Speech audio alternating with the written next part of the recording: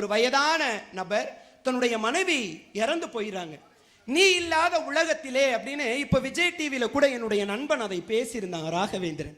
நீ இல்லாத அந்த அம்மா போயிட்டாங்க, அவளை நினைச்சு அவர் கவிதை எழுதுறாரு.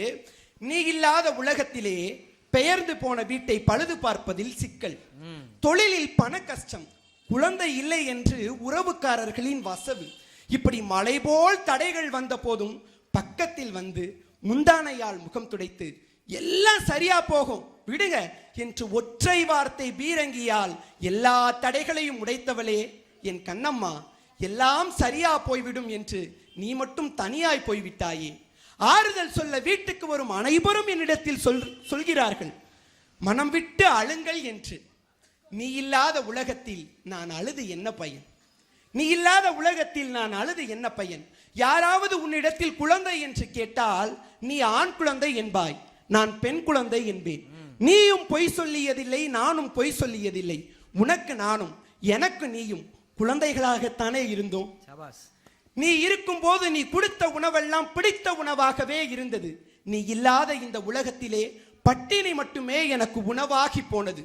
நீ இல்லாத இந்த உலகத்திலே என்னுடைய பணியை கவனிக்க 1000 பேர் கிடைப்பார்கள்.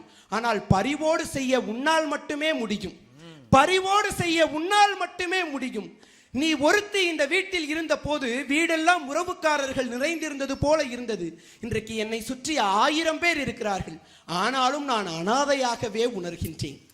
கண்ணே கண்ணம்மா, இதுவரையில் நினைத்திருந்தேன் நம் வீடு என்பது மண் மீது நிற்கிறது என்று. இல்லை, அது உன் மீதுதான் நின்றிருக்கிறது என்பதை இப்போதுதான் புரிந்து கொள்கிறேன். அன்பே, நான் இறந்த பிறகு மருத்துவர்கள் இதய நோய் வந்து இறந்து விட்டதாக சொன்னால் நம்பி விடாதீர்கள். அவள் போன பிறகு எனக்கு ஏது இதயம்? அவள் போன பிறகு எனக்கு ஏது இதயம்? மனைவி என்னும் மாணிக்கத்தை, மனைவி என்னும் ரத்தின கல்லை கண்ணாடி கல்லாய் நினைத்து விட்டேன்.